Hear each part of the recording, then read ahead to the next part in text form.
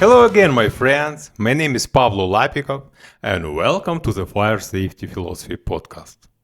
For more than 20 years, I have worked in almost every part of fire safety. I started by checking old Soviet-style apartments blocks and learning the basic of inspections.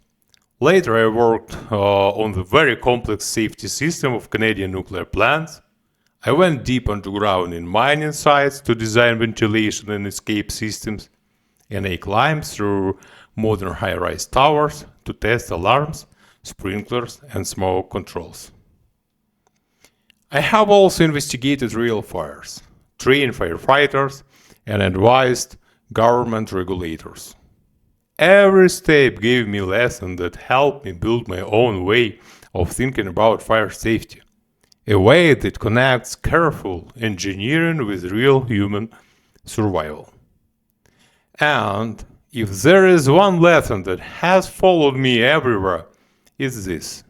Safety is not just what the code says, safety is what happens in real life.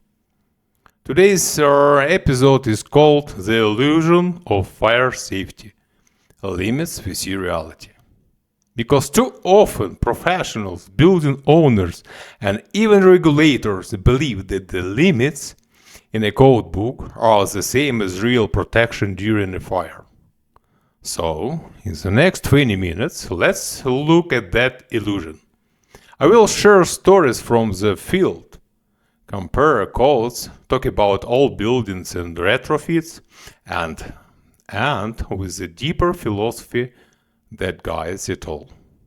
Alright, let's take a quick break and then we'll jump right back into fire safety philosophy. This podcast is brought to you by Fireheart, Fire Safety Marketing Agency. At Fireheart, we help fire safety professionals, companies, and educators share the mission with the world. From bold posters to unforgettable campaigns, we turn safety into culture. Because saving lives isn't just about systems, it's about communication. Learn more at fireheartfsma.com. So, let's back to the show. Codes love numbers. They tell us things like stairs must be at least 1.1 meters wide. The walk to an exit cannot be longer than 30 meters. A fire-rated wall must hold for 45 or 60 minutes. These numbers look strong, almost like a shield. They are clear. An architect can put them on a drawing, an inspector can measure them with a tape, an authority can sign the approval. But here is the truth. A number is not a promise. A wall with a 45-minute fire rating does not mean it will survive 45 minutes in every fire. It only means it lasted that long in a test furnace under special lab conditions. A 30-meter travel distance does not mean everyone will escape in real life. It only means that in a model, most people could if all the assumptions came true. Numbers make us feel safe because they are easy to read and easy to enforce.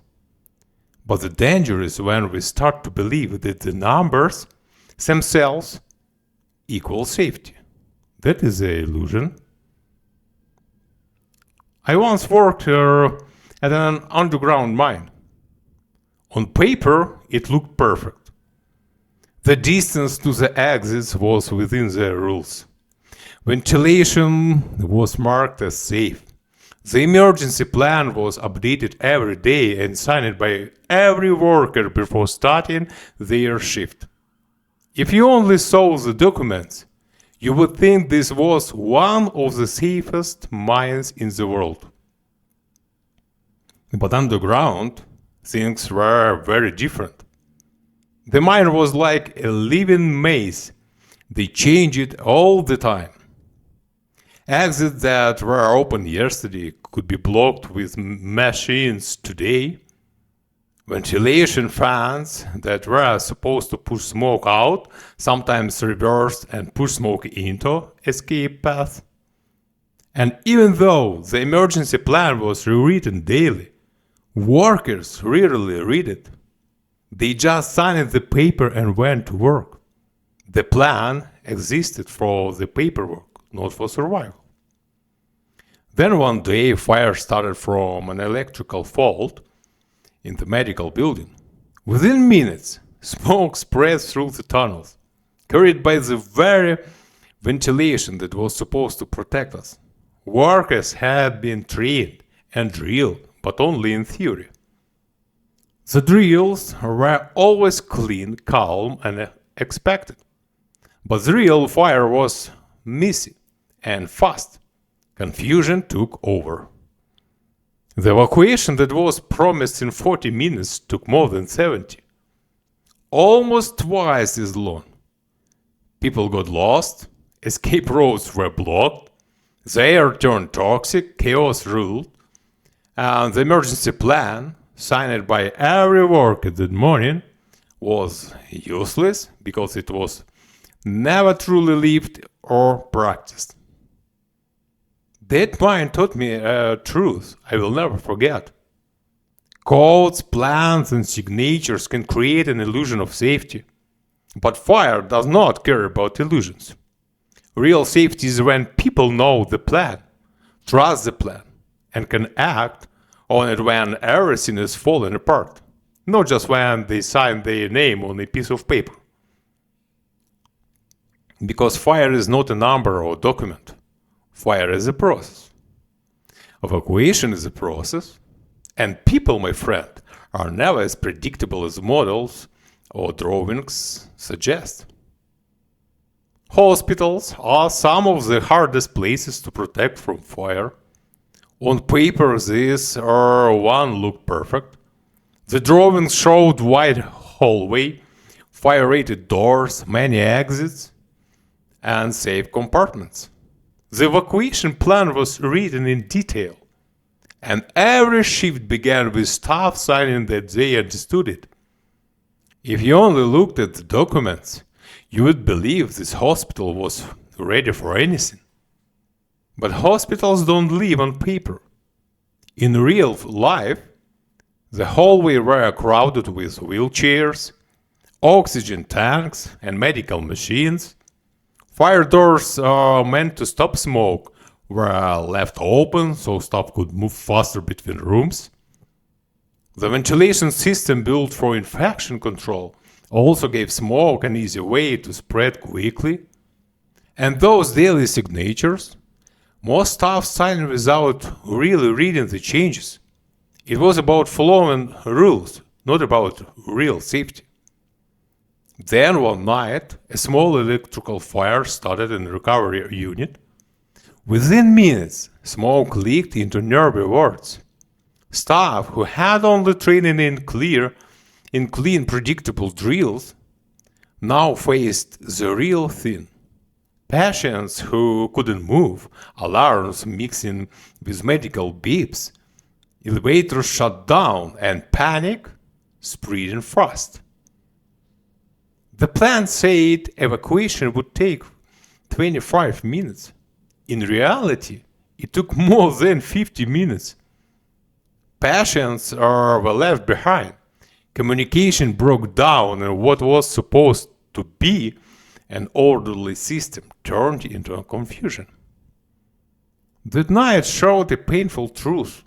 The hospital wasn't unsafe because it lacked codes or plans.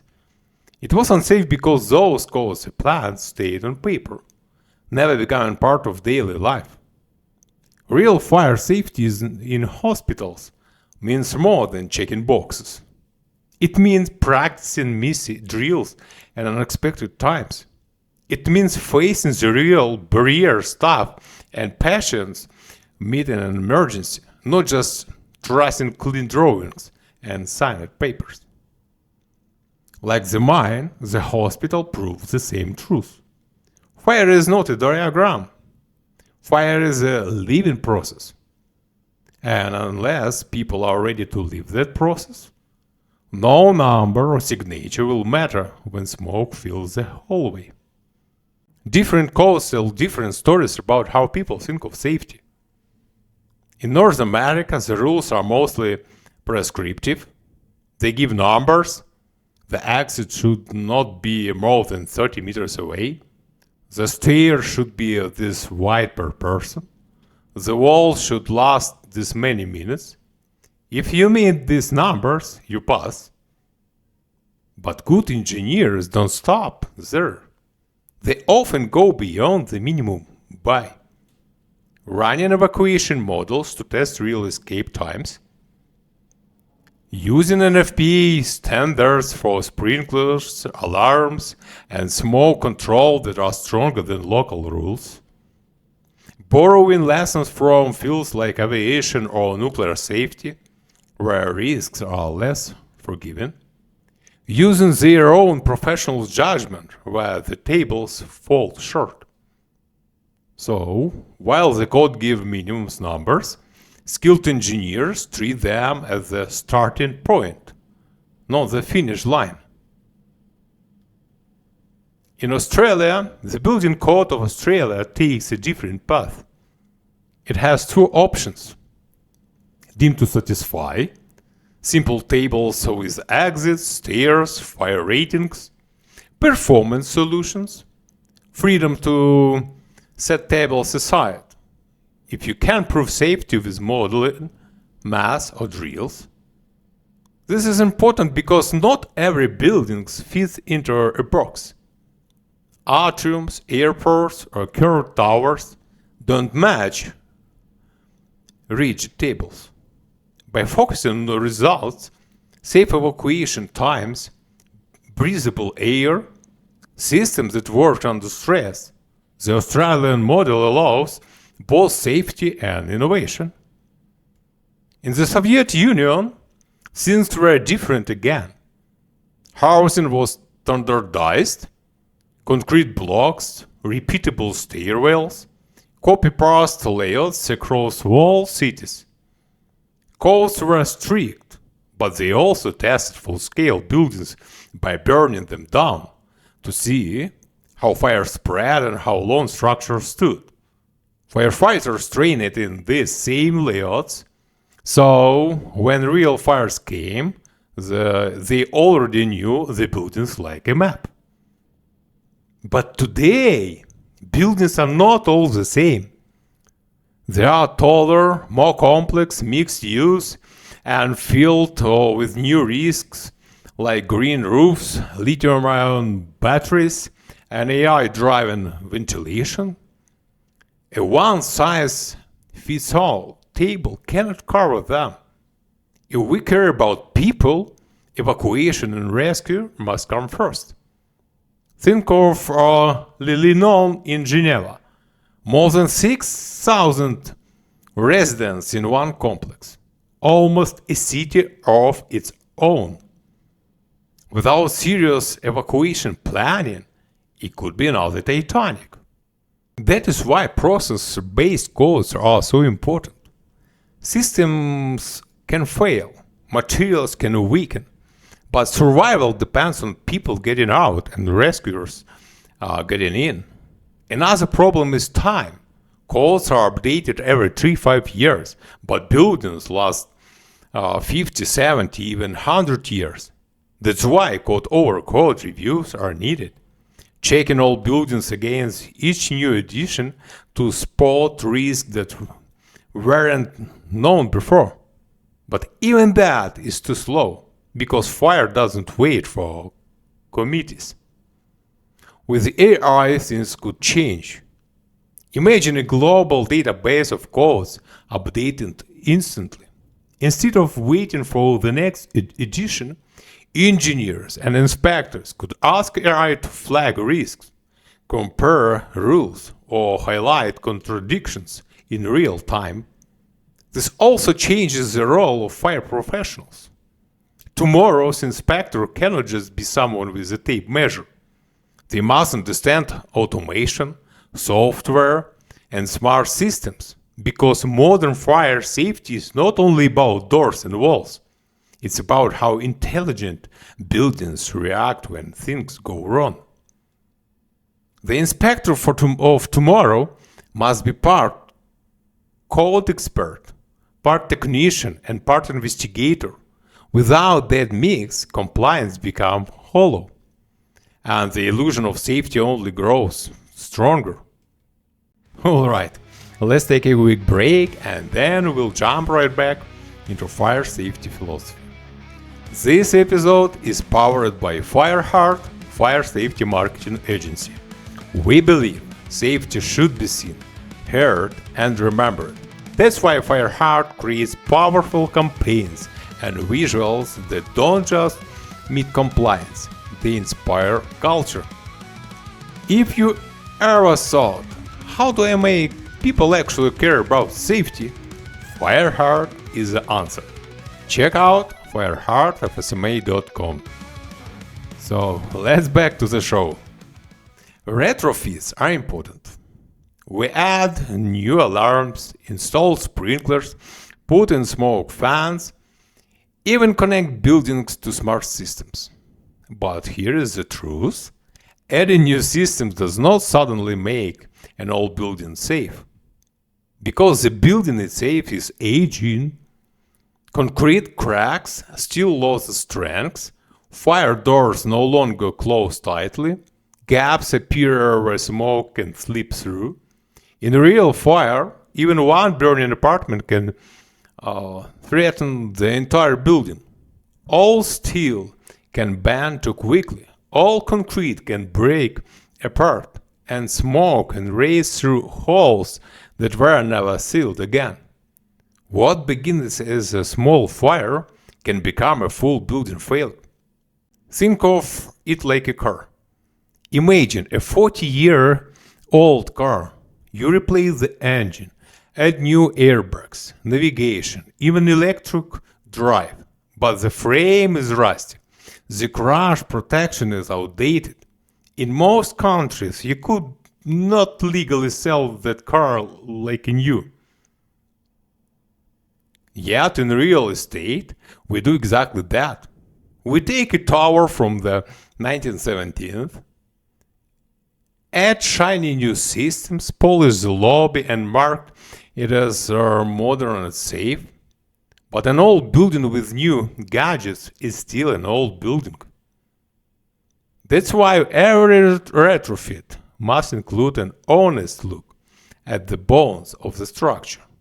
Without that, we create another illusion, shiny system sitting on weak foundations. And let me be clear, all buildings need tougher rules, not easier ones. The older the structure, the stricter the safety requirements should be.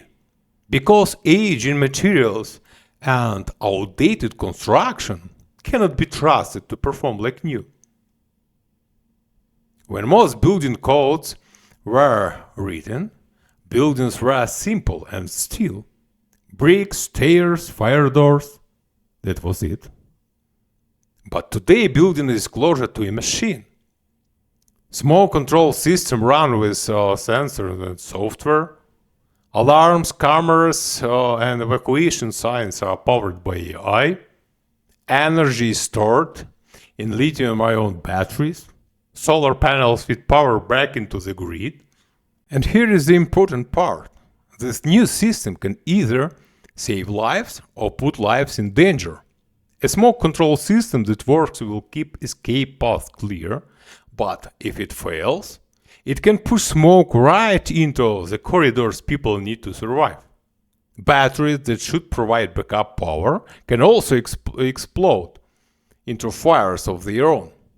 AI-driven alarms meant to guide people out can malfunction and spread panic instead. This means fire safety today is not just about wall thickness or door ratings. It is about systems that must perform under stress and be tested again and again. And not one by one. Every system has to be tested together, like organs in a living body. Sprinklers, alarms, smoke fans, backup power, elevators, emergency lights in a fire, they are not separate. They must all work together at the same time. Think about airplanes. Nobody says the wings are the right length, so the plan is safe. Plans are tested as wall machines. They are inspected, certified, and logged for every single hour of flight. Buildings should be treated the same way, not as frozen designs stuck in time, but as living machines that need care, testing, and safety management for their whole life. So, how do we break the illusion of safety? First, we have to accept that compliance is not safety. Meeting the code is just the floor, not the ceiling. Real safety begins where compliance ends. Second, we must move from limits to processes. Instead of asking, is there exit less than 30 meters away? We should ask, can everyone on first floor actually get out in under 5 minutes? Third, safety must be checked again and again. Drills should not be just paperwork or signatures.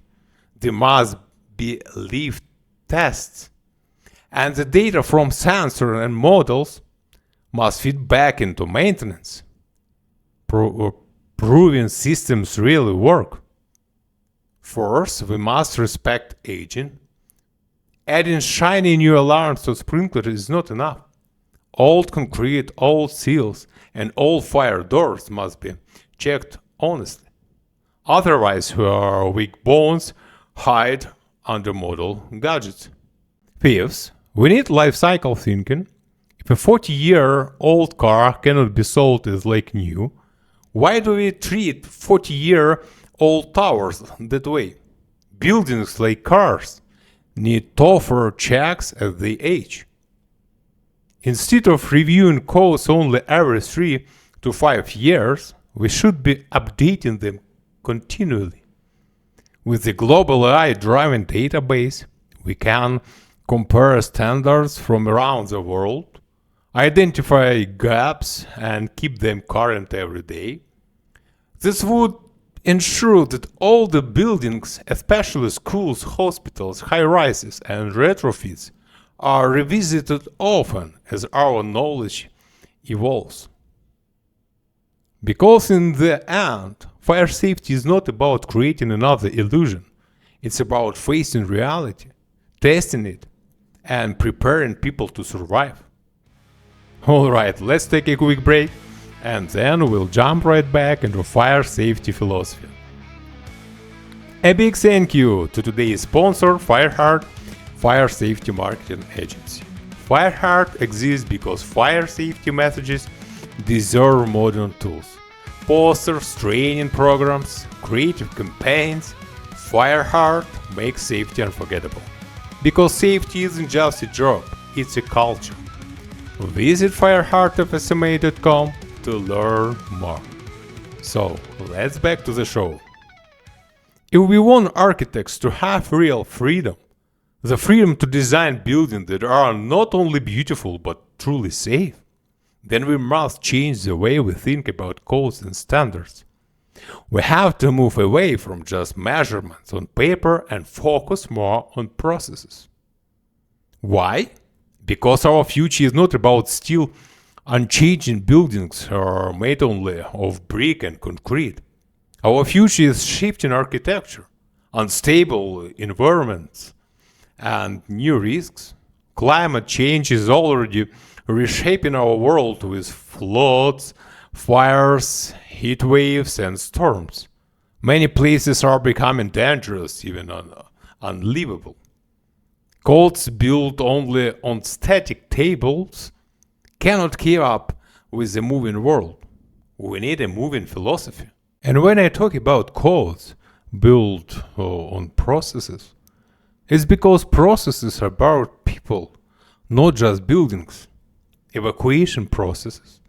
How quickly people can actually escape, not just how wide the stairs or looks on a drawing.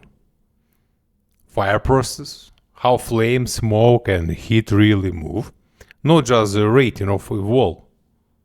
Ventilation processes, how air pushes or pulls smoke and whether people can still breathe, heating and cooling processes, how HVAC helps or betrays us during a fire, recording and monitoring, how sensors, alarms, and control rooms gather and share live data, shutdown processes, how escalators stop, gas lines shut off or dampers close, emergency processes, how staff react, how they communicate, how alarms are understood, rescue processes, how firefighters reach people, how elevators behave, how stairwells stay clear.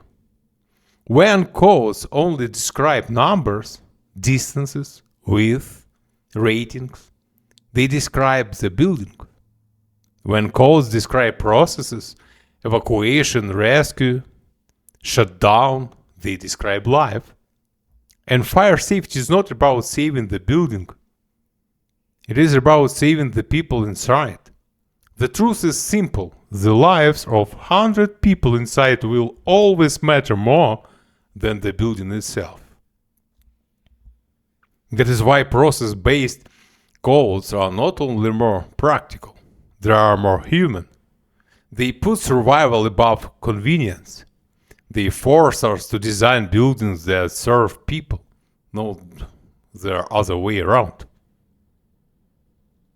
At the heart of it all is this idea: safety is about controlling risk, not pretending danger can be erased.